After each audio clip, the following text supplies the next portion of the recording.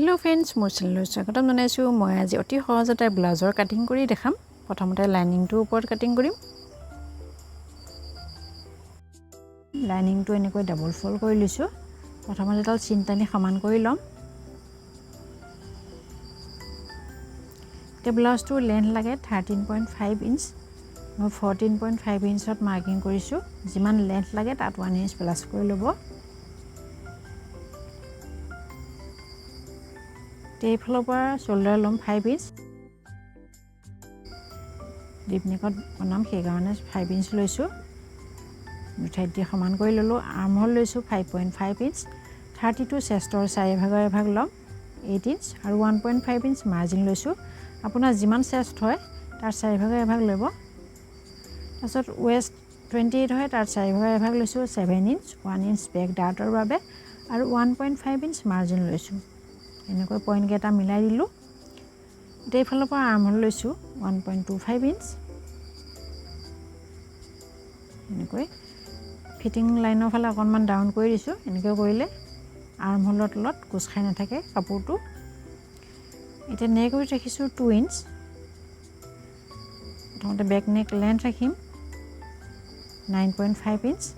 এতকৈ বেছিও কৰিব পাৰে যিমান ইচ্ছা লৈ ল'ব পাৰে তলৰ ফালে বহলটো 2.5 ইঞ্চ ৰাখিছো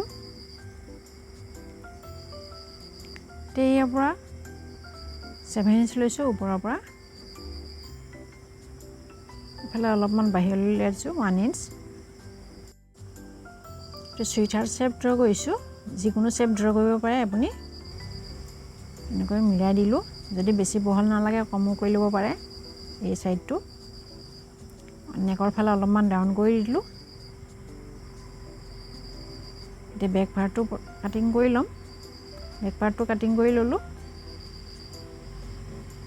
ফিটিং লাইনৰ সৰুকৈ এটা কাট লগাম নেকৰ সাইডটো সৰুকৈ এটা কাট লগাম নেকটো পিছত কাটিং কৰিম যেতিয়া মেইন কাপোৰটো কাটিং কৰিম তাৰ পিছত তে ফ্ৰন্ট পাৰ্টটো কাটিং কৰিম ফ্ৰন্ট পাৰ্টটো বেক পাৰ্টতকৈ অলপমান বেছিকৈ লাগিব প্ৰিন্সেছ কাটত প্ৰথমতে এডাল চিনটানি সমান কৰি লম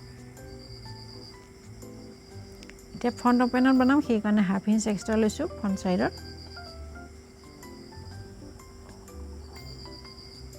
প্ৰিন্সেছ কাটৰ বাবে হাফ ইঞ্চ এক্সট্ৰা লৈছো ফ্ৰন্ট পাৰ্টত তলফালে এই দুডাল চিনৰ ওপৰত বেক পাৰ্টটো বহাই দিম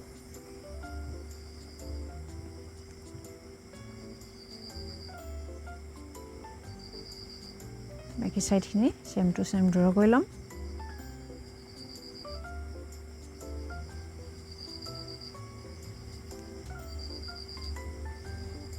বেক পাৰ্টটো উঠাই দিলু আৰ্ম হোলৰ চিন কেডাল টানি লম নাটানাকৈও কৰিব পাৰে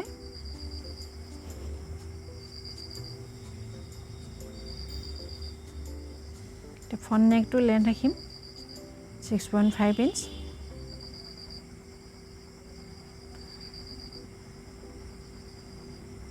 বক্স বনাই ললো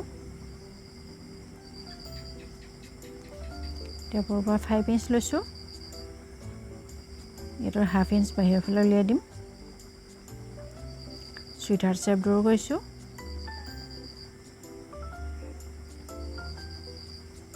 এনেকৈ মিলাই দিলো যদি বহলটো কম লাগে তেনেহলে কমাই ল'ব এতিয়া ওপৰৰ পৰা বাছ পইণ্ট লৈছো 10 ইঞ্চ এইফালে হাফ ইঞ্চটো বাদ দি 3 ইঞ্চ লৈছো ইয়াৰ পৰা হাফ ইঞ্চটো বাদ দি 3.5 ইঞ্চ লৈছো এনেকৈ মিলাই দিম পইণ্ট কেইটা এই ওপৰলৈ আৰ্ম হোললৈকে প্ৰিন্সেছ লাইন ড্ৰ কৰি দিম ইয়াৰ শেপটো ভালদৰে ড্ৰ কৰিব লাগে এই শেপটোৰ ওপৰতে ব্লাউজটোৰ ফিটিং নিৰ্ভৰ কৰে এতিয়া তলৰ পৰা 2 ইঞ্চ লৈছো লেন্থটো আৰু প্ৰিন্সেছ লাইনৰ বাবে 1.5 ইঞ্চ লৈছো এতিয়া শেপটো মিলাই দিলু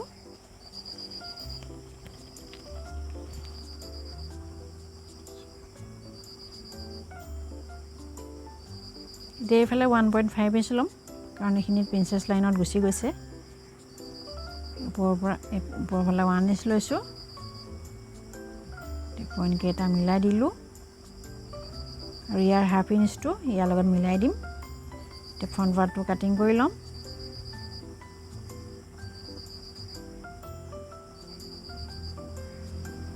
ফ্ৰণ্ট পাৰ্টটো কাটিং হৈ গ'ল নিচেছ লাইনত কাটিং কৰিম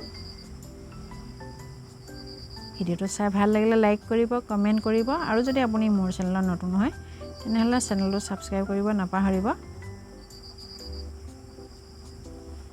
এটো ফ্ৰণ্ট সাইডৰ যেটো জয়েন্ট হেতু খুলি লম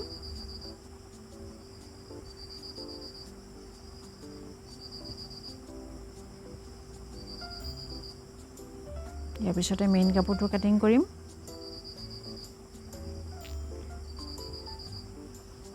তে মেইন কাপোৰটো কাটিং কৰিম তাৰ পিছতে স্লিপছ কাটিং কৰিম কাৰণ মেইন কাপোৰটোত কাপোৰ কম আছে মেইন বডি পাৰ্টখিনি কটাৰ পিছত যিখিনি কাপোৰ বাছে সেইখিনি স্লিপছৰ নাম স্লিপছটোৰ লেন্থ বডি পাৰ্টটোৰ পৰা বাছা কাপোৰখিনিৰ ওপৰত নিৰ্ভৰ কৰিব সেই কাৰণে পিছত কাটিম স্লিপছটো এই ডাবল ফল কাপোৰৰ ওপৰত বডি পাৰ্টখিনি বহাই ললো লৈ কাটিং কৰি ললো এটা স্লিপছ কাটিং কৰিম এডাল চিন্তানি সমান কৰি লম প্ৰথমতে তে স্লিপছটোৰ লেন্থ লম 9 ইঞ্চ কাৰণ বডি পাৰ্টখিনি কটাৰ পিছত বেছি কাপোৰ নাবাছিলে ইমান লেন্থৰে হ'ব সেই কাৰণে লৈছো ইফালৰ পৰা 3 ইঞ্চ লৈছো আস্তানি লম এতিয়া বেক আৰ্ম হোলটো মেজাৰমেন্ট কৰি লম ওপৰৰ পৰা হাফ ইঞ্চ বাদ দি মেজাৰমেন্ট কৰিছো তে যিমানখিনি পালো এনেকৈ লৈ লম 2.5 ইঞ্চ সিধা ৰাখিম এনেকৈ শেপটো মিলাই দিলো